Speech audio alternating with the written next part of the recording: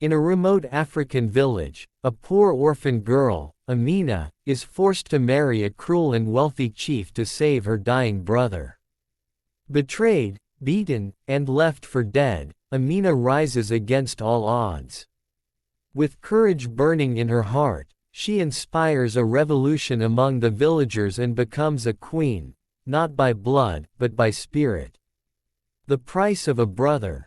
The sun dipped low over the golden fields of Mokuta village, setting the thatched roofs ablaze with the last breath of light.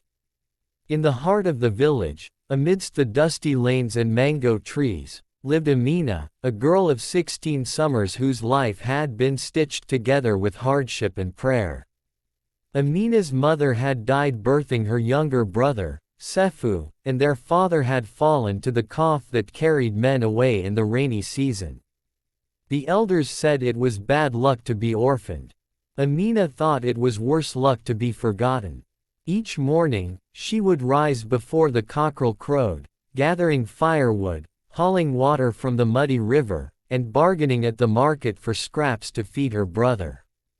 Sefu was small for his 10 years, often coughing blood into the rag Amina pretended not to see. But she saw everything. One humid afternoon, the village's only healer, Mama Thandi, summoned her with a solemn look. "He needs medicine," Mama said, folding her wrinkled hands. "Strong medicine. The herbs here are not enough." Amina's heart clenched. She already knew. The fever, the weakness, the way Sefu gasped for breath. Only medicine from the distant city could save him, and it cost more than she could earn in a lifetime. As she walked home, barefoot and heavy-hearted, she heard the drums echoing across the village square. People were gathering. Chief Bako was returning from his hunting trip. Chief Bako. A name that tightened Amina's stomach with dread. He was a man of 70 winters, with skin like cracked mahogany and eyes sharp as crocodile teeth. Wealthy beyond imagining, he owned the largest herds, the finest lands, and the deepest grudges. It was said he had buried 4 wives already, each one more miserable than the last. Standing on the square's wooden platform, Chief Bako spoke in a voice as rough as the river stones. "I seek a new wife," he declared. "A girl of good health and strong spirit." The village women whispered behind their palms. Some mothers gripped their daughters' arms tighter. Amina didn't worry. She was too poor, too invisible. She wasn't beautiful by the standards of the village, too skinny, too dark, too serious. She kept walking, until Bako's eyes fell on her. "You," he said. Amina froze. He gestured her forward with a curling finger. "You will be my wife." Her mouth opened, but no words came. The crowd parted, watching with morbid curiosity. No one dared speak against the chief. "No, my lord," she stammered. "I must care for my brother." Bako laughed, a sound like dry leaves crumbling. "Then he will be cared for, too. I am generous." Mama Thandi pulled her aside. "Say yes, child," she whispered harshly. "He will pay for the medicine. He will save Sefu." Amina's heart screamed inside her chest. But Sefu's face rose before her eyes, frail, smiling, trusting. She would do anything for him. "Even this. I accept," she said, the words tasting like ash. The crowd erupted into hollow cheers. Chief Bako grinned, showing a mouthful of gold teeth. That night, Amina knelt by Sefu's bedside, holding his tiny hand in hers. "I'm sorry," she whispered. He opened his fevered eyes and smiled. "You are my star, Amina." The next morning, the marriage drums began to beat. Shackles of gold. The village buzzed with preparations. Bright fabrics fluttered from the trees, and goats were slaughtered in the chief's honor. But to Amina, the colors were muted, the laughter hollow. She felt like a lamb being led to slaughter. The wedding ceremony was a public affair.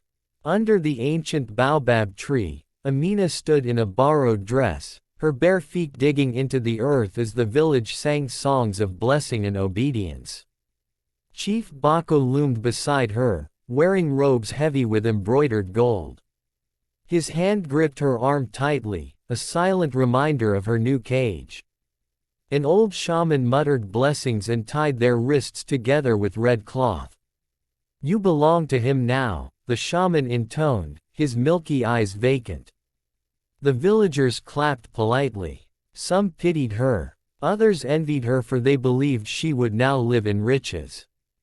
Only Mama Thandi dared catch her eye and give a small, sorrowful nod, as if acknowledging the chains hidden beneath the silk. When the feast ended, Amina was led away to Chief Bako's compound, a fortress of stone walls, guarded by fierce men and snarling dogs. Inside, cool darkness swallowed her. She had imagined soft beds and glittering treasures. What she found were cold rooms and servants who averted their eyes. Her new life had begun. The first night was the worst. Chief Bako was drunk from palm wine. He pulled Amina close, his breath rancid. She flinched as his rough hands explored her thin body. She closed her eyes, imagining she was a bird soaring over the river, far from the stone prison. When it was over, she lay silently, tears leaking into the woven mat beneath her. Sefu's face floated before her, and she clung to the thought of him. For him, only for him. Days turned into weeks. Amina's tasks were endless. She was expected to serve Bako's meals, clean his chambers, and attend to his every need. If she faltered, the back of his hand found her face. Sefu, meanwhile, was moved into a hut within the compound. Amina was allowed to visit him once a day. She brought him bread and sat by his bedside, brushing damp curls from his forehead. "Don't cry, Amina," he would whisper, though she hadn't shed a tear in front of him. "You are strong." But she was not strong. She was broken. One evening, she overheard two of Bako's servants whispering outside the kitchens. "They say the chief will not buy the medicine," one said. "But he promised," the other hissed. It was the price for the girl. Amina's heart thudded painfully. She confronted Bako that night, trembling with rage and fear. "You said you would save him," she cried. Bako laughed and tossed a bone at her feet. "I own you, girl. Your brother was never my concern. Pray he lives long enough to see your first child, that is all." The world spun. Betrayal, thick and black, wrapped itself around her soul. That night, Amina made a decision. She would no longer beg. She would no longer endure. If the world had given her shackles, she would forge them into weapons. Days later, Sefu's condition worsened. His skin burned with fever, and he gasped for air like a fish out of water. Amina wept in the shadows, unseen, unheard. She begged the stars, the ancestors, any god who listened. And when they did not answer, she rose to her feet and decided to be her own answer. She crept from the compound under the cover of night, sneaking past sleeping guards and snarling dogs. She had memorized the patrols. She knew where the weak spots were. Her bare feet were swift and silent as she ran through the fields, heart hammering against her ribs. She ran to Mama Tandi's hut at the edge of the village. The old healer was waiting, a bundle of herbs and vials clutched in her gnarled hands. "I knew you would come," Mama said, pressing the medicine into her palms. "Go now. And remember, child, the gods help those who help themselves." Amina raced back before the dawn, heart soaring with fragile hope. But she was not careful enough. As she slipped into the compound, a guard spotted her. Shouts rang out. Torches flared. Amina was dragged before Chief Bako, blood dripping from her scraped knees. He struck her once, twice, 3 times, before throwing the medicine into the fire. "You dare betray me," he roared. "You are nothing, girl. Nothing." Through swollen eyes, Amina saw the villagers gathering outside the compound gates, drawn by the noise. She saw Mama Thandi among them, her old face fierce with anger. Amina crawled to her knees and faced them all. "I am not nothing," she said, voice cracking but steady. "I am Amina of Mokuta. Daughter of warriors. Sister of kings." The villagers murmured. Chief Bako sneered. "You are my property." "No," Amina said, rising shakily to her feet. "You are a coward hiding behind gold and fear." The chief struck her again, and this time, the villagers cried out in protest. Amina saw it, the shift.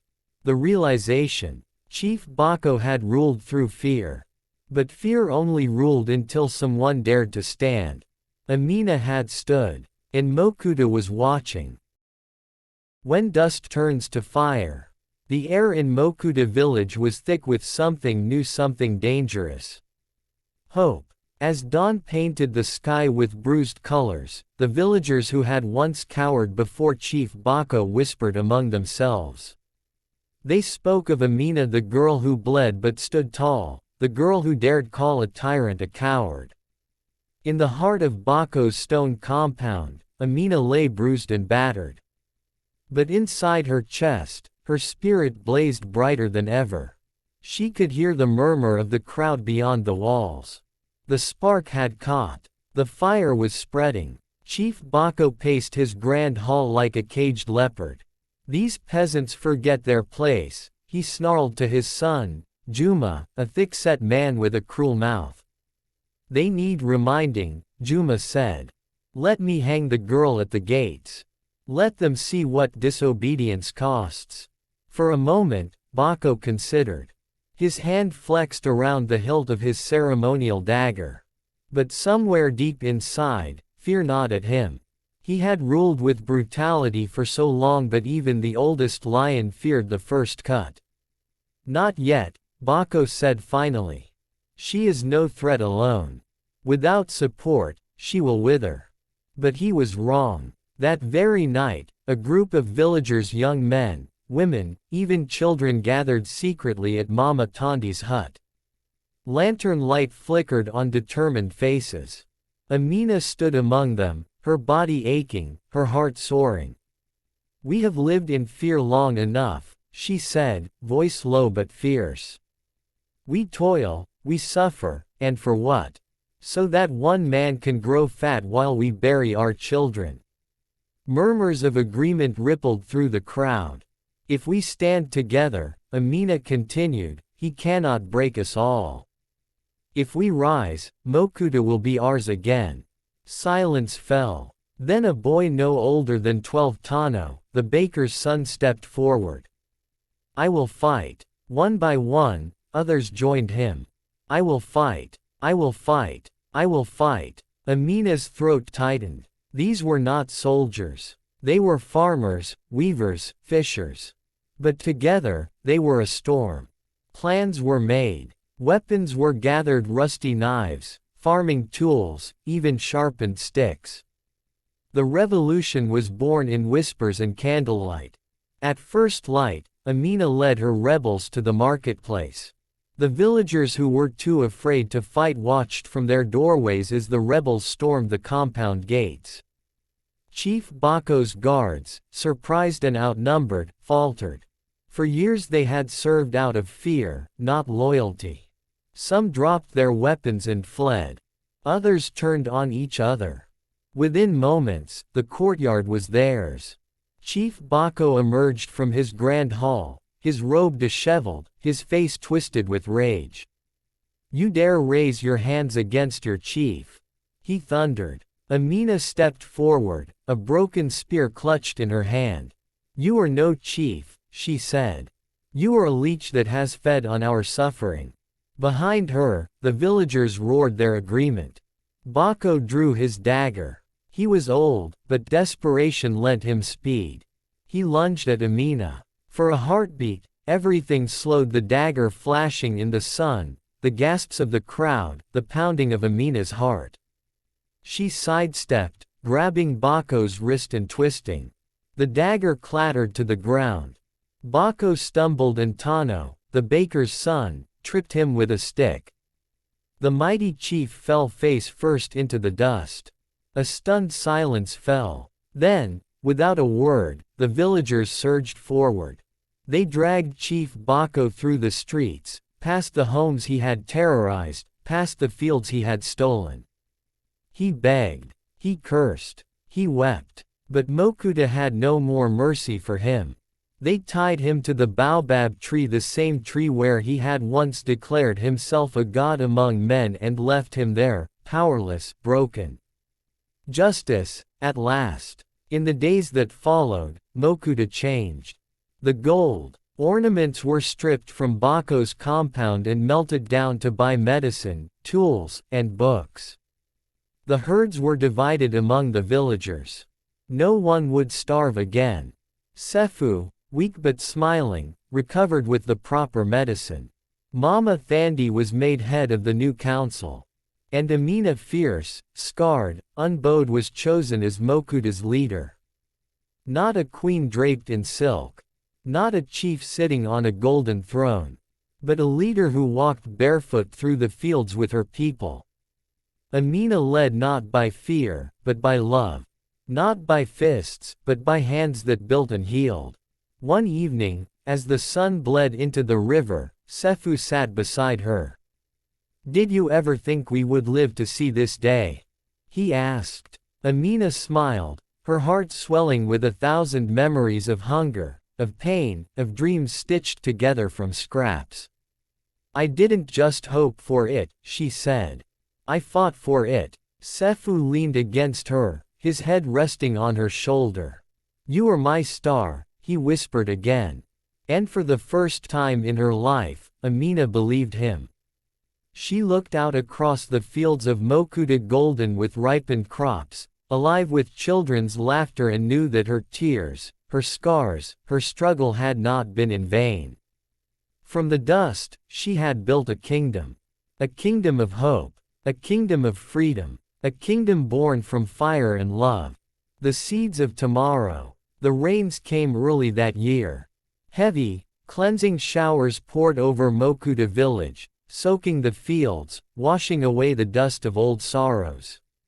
Every leaf, every stone, every breath of air smelled of rebirth. Amina stood beneath the downpour, face tilted upward, arms spread wide. Around her, children danced barefoot in the mud, their laughter rising like music. Mokuta was alive again. It had been 6 months since the uprising. 6 months since Chief Bako was stripped of his crown of terror and left to rot in the prison hut he had once reserved for rebels. 6 months since Amina, the girl who once stitched broken clothes, had begun stitching a broken world. But building was harder than fighting. Each day brought new challenges, disputes over land, arguments about water rights, families torn by old grudges. It was easier to unite against a common enemy than to agree on what came after. Amina often found herself weary beyond words. But every time doubt crept into her heart, she would walk among her people. She would see Mama Thandi teaching the children under the old baobab tree. She would see Sefu, now strong and smiling, training young healers to treat the sick. She would remember why she fought.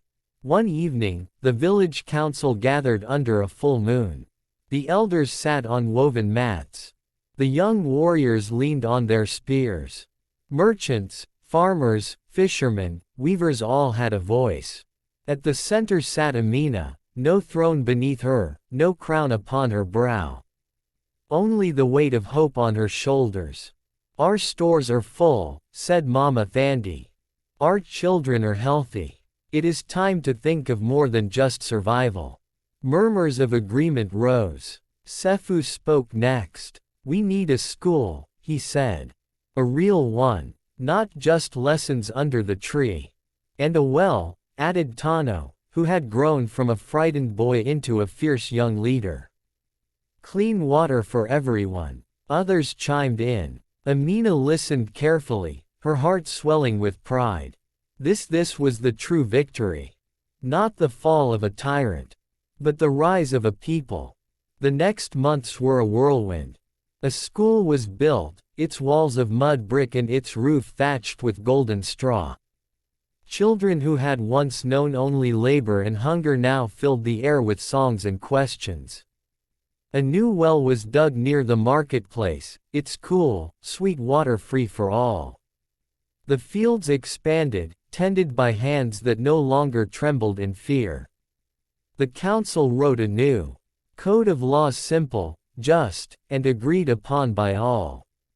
No one could rule alone. Power belonged to the people now. Amina watched it all unfold with awe and humility. She had lit the spark, yes. But it was the people who fed the fire. One evening, as the sun melted into a lake of gold on the horizon, Sefu found Amina sitting alone by the river. "You look tired," he said, sitting beside her. Amina smiled faintly. Tired, and happy. They sat in silence, listening to the water rush over stones. "Do you ever miss the old days?" Sefu asked suddenly. Amina thought of the days when survival meant bowing her head, biting her tongue, stitching until her fingers bled. "No," she said. "I miss nothing about chains." Sefu chuckled. "Good. Because tomorrow, you start teaching at the school." Amina blinked at him, startled. "Me? A teacher? Who better?" he said. "You taught us how to stand. You taught us how to fight. Now teach us how to build." Amina laughed, a deep, rich sound she had not known she possessed. "All right," she said. "But only if you teach healing." Sefu grinned. "Deal." Under the growing stars, they made their pact, not rulers and subjects, but builders of a new world. Years later, Mokuta village was almost unrecognizable. The dusty, dying settlement had blossomed into a thriving town. Stone houses replaced crumbling huts. Markets overflowed with food, cloth, and crafts. The school expanded into a learning center that drew children from neighboring villages. Mokuta became a beacon, a place where people came not to be ruled, but to be heard. A place where no tyrant's shadow fell. A place born of blood, built on dreams. And at its heart always was Amina. Not a queen, not a chief, just a girl who dared believe that the world could be better. A girl who sowed the seeds of tomorrow with her own scarred hands. One afternoon, many years later, a stranger arrived in Mokuta. He wore rich clothes and carried a scroll bearing the king's seal. His guards, resplendent in gold armor, drew curious stares.